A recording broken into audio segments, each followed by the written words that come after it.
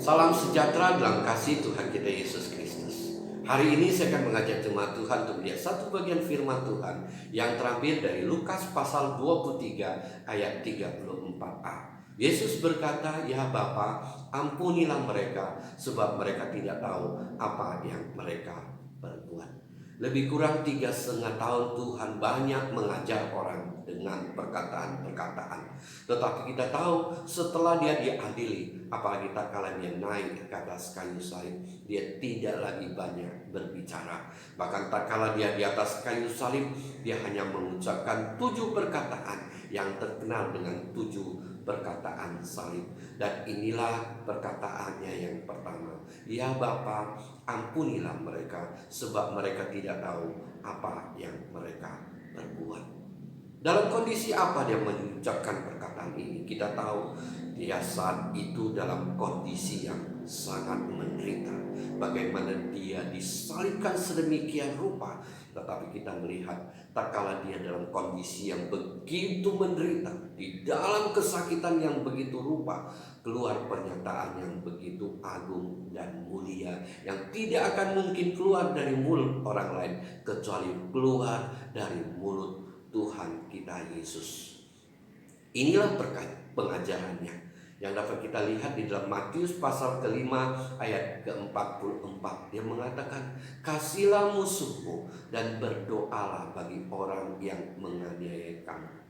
Dia tidak hanya sekedar mengajar, tetapi bagaimana dia mempraktekkan apa yang dia ajarkan. Bahkan dalam kondisi yang sangat menderita dan kondisi yang begitu menyakitkan hidupnya, dia mengucapkan perkataan ini, satu perkataan yang begitu agung dan mulia. Pengampunan yang dia berikan disertai dengan perbuatan yang baik kepada orang yang menganiaya dia, yaitu dengan berdoa bagi mereka. Dan dia juga mengatakan, "Ya Bapa, ampunilah mereka sebab mereka tidak tahu apa yang mereka perbuat." Apa maksud Tuhan mengatakan bahwa mereka tidak tahu apa yang mereka perbuat? Apakah benar mereka tidak tahu apa yang mereka perbuat? Kalau kita perhatikan pemimpin-pemimpin agama, orang Farisi, ahli-ahli Taurat dan imam-imam pada saat itu, apakah mereka tidak tahu apa yang mereka perbuat? Tentu mereka tahu. Mereka yang sengaja merekayasa bagaimana supaya Tuhan ditangkap, diadili, bahkan dihukum mati. Mereka mengeluarkan orang-orang untuk menjadi saksi dusta, untuk bagaimana mereka bisa membuat akhirnya Tuhan dihukum mati. Tapi kita tahu bagaimana saksi-saksi dusta ini, mereka di dalam kesaksiannya justru saling berlawanan, sehingga tidak mereka dapatkan kesalahan Tuhan. Mereka tidak dapatkan kesalahan Tuhan. Bagaimana mereka bawa kepada Hanas, kemudian kepada Kayafas, mereka tidak dapat menemukan kesalahan Tuhan. Akhirnya mereka bersepakat dengan satu tuduhan kepada dia. Dia telah menghujat Allah dan dia harus dihukum mati. Dan kemudian mereka membawa Tuhan kepada Pilatus. Dari sini kita melihat mereka tahu apa yang mereka perbuat. Apa dasar mereka berbuat demikian? Yang pertama, karena mereka iri kepada Tuhan. Karena mereka melihat bahwa Tuhan semakin hari semakin banyak orang yang mengikut dia. Kalau mereka biarkan, mereka khawatir nanti pengikutnya semua akan meninggalkan mereka dengan mengikut Tuhan. Itu yang pertama. Dan yang kedua, bahwa Tuhan berulang kali menegur mereka, bahkan menegur mereka dengan sangat keras. Inilah yang membuat mereka mempunyai niat yang tidak baik lagi kepada Tuhan. Tetapi yang paling utama, mengapa mereka berniat untuk menghukum Tuhan sampai hukuman itu adalah hukuman mati.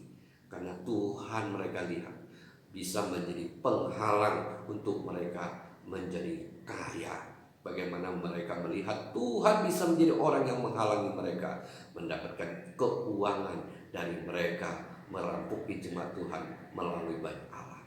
Di mana Tuhan berkata, "Engkau telah menjadikan rumah Bapakku menjadi sarang penyamun." Karena di bait Allah mereka jadikan tempat berjualan, jualan-jualan barang-barang korban. Dan umat Tuhan tidak bisa membawa dari luar. Mereka terpaksa membeli dari bait Allah. Karena kalau mereka bawa dari luar, semua korban itu semua dianggap tidak bisa dijadikan korban. Mereka harus membelinya di bait Allah. Dan di bait Allah dijual dengan sangat mahal. Karena para imam-imam bekerja sama dengan para pedagang untuk meraih keuntungan yang begitu besar. Untuk bagaimana sedemikian rupa mereka memperkaya diri. Tetapi dengan cara itulah mereka merampoki umat Tuhan. Nah, Tuhan menegur mereka dengan keras. Nah, kekhawatiran itulah yang mendesak mereka semakin kuat. Untuk bagaimana Tuhan dapat dihukum. Bahkan dihukum sampai mati. Jadi mereka tahu apa yang mereka perbuat. Bagaimana dengan Pontius Pilatus? Jelas dia juga tahu apa yang dia perbuat. Berulang kali dia mengadili Tuhan. Sebanyak 3 kali dia mengadili Tuhan. Dan dia mendapatkan bahwa Tuhan di dalam apa yang dia dituduhkan kepada dia, dia tidak bersalah. Berulang kali dia mengatakan, aku tidak menemukan kesalahannya. Itulah yang dikatakan Pontius Pilatus. Tetapi atas desakan orang banyak, atas rekayasa, atas bagaimana para pemimpin agama ini mempengaruhi orang banyak sehingga mereka berteriak, salibkan dia, salibkan dia. Pilatus harus bagaimana memberikan penghukuman kepada Tuhan. Walaupun kemudian dia menyuci tangan, artinya dia mau mengatakan bahwa dia tidak bertanggung jawab akan penghukuman, bahkan penghukuman salib terhadap Tuhan. Tapi tetap dia bertanggung jawab. Karena dia yang bertanggung jawab, yang bisa membawa Tuhan akhirnya naik ke atas kayu salib. Jadi dia tahu apa yang dia perbuat. Demikian juga dengan orang banyak. Apakah mereka tidak tahu apa yang mereka perbuat? Mereka tahu. Mereka tadinya adalah orang yang bersorak, Hosana, Hosana bagi Sang Raja, waktu Tuhan Yesus masuk ke Yerusalem. Tapi kita melihat berapa hari kemudian mereka mengatakan, salibkan dia, salibkan dia. Kenapa? Karena waktu mereka pertama kali melihat Tuhan masuk ke Yerusalem, mereka melihat bahwa dialah Mesias yang akan menyelamatkan dia. Dialah Mesias yang akan mendirikan satu kerajaan yang jaya bagi mereka, seperti kerajaan yang didirikan Daud, bahkan lebih megah daripada apa yang didirikan Daud. Tapi kemudian mereka melihat bagaimana Mesias itu disiksa demikian rupa dan harus naik ke atas kayu salib. Mereka begitu mempunyai keyakinan bahwa dia ini bukanlah Mesias. Kekecewaan itu membuat mereka berteriak, salibkan dia, walaupun dia tidak melakukan kesalahan. Jadi kita melihat mereka tahu apa yang mereka perbuat. Demikian juga para prajurit, apakah mereka tidak tahu apa yang mereka perbuat? Mungkin ada yang mengatakan mereka kan hanya menuruti perintah dari pemimpin mereka. Benar. Tapi kita melihat bagaimana mereka bersikap kepada Tuhan. Mereka perlakukan Tuhan jauh daripada mereka memperlakukan para penjahat yang lain. Mereka melakukan perbuatan-perbuatan yang lebih kejam lagi daripada mereka lakukan kepada penjahat yang lain. Mereka memperolok-olokkan Tuhan, mereka mempermainkan Tuhan, mereka memberikan dia jubah, mereka memberikan dia mahkota duri, mereka memukuli dia dan meludahi dia sedemikian rupa. Padahal mereka tahu bahwa berulang kali Pilatus mengatakan, aku tidak menemukan kesalahannya, tapi mereka bersikap sedemikian. Jadi mereka tahu apa yang mereka perbuat. Jadi kalau begitu, apa maksud Tuhan mengatakan bahwa mereka tidak tahu apa yang mereka perbuat? Apa yang dimaksud oleh Tuhan dengan apa yang mereka lakukan itu mereka tidak tahu. Yang pertama adalah Tuhan mau nyatakan bahwa mereka tidak tahu akan konsekuensi dosa. Konsekuensi dosa yang akan membawa mereka kepada kematian kekal. Konsekuensi dosa adalah maut yang akan membawa mereka kepada kematian kekal. Dosa telah merusak tatanan kehidupan manusia. Dosa telah merusak kebenaran yang hakiki di dalam manusia.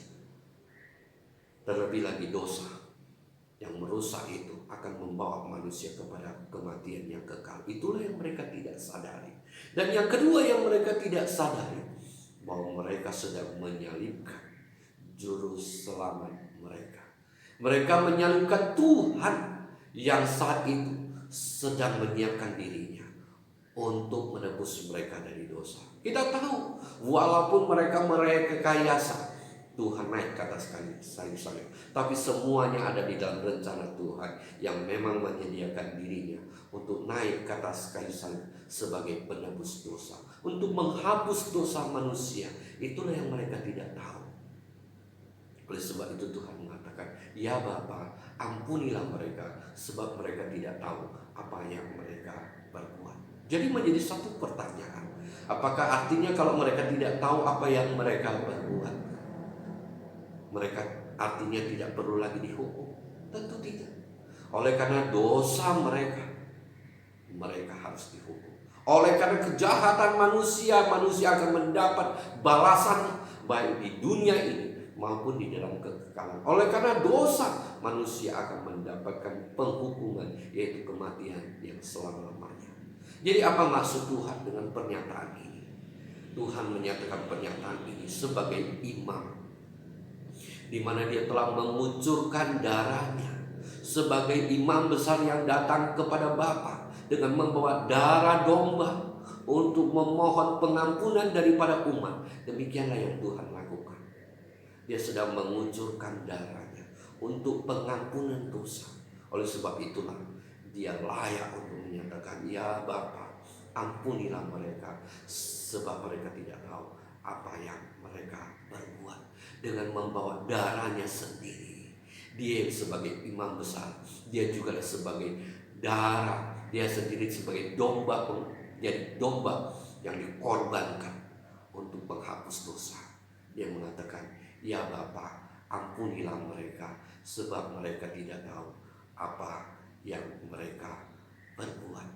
Dan kita tahu pernyataan Tuhan ini selain agung dan mulia, disinilah kita melihat akan karya Tuhan yang begitu rupa, di mana dia relakan dirinya untuk menjadi penebusan dosa dengan menderita begitu rupa, bahkan mati, supaya kita bisa dihapuskan dosa kita, supaya kita boleh ditebus dan diselamatkan di dalam Dia yang telah mati bagi kita. Amin.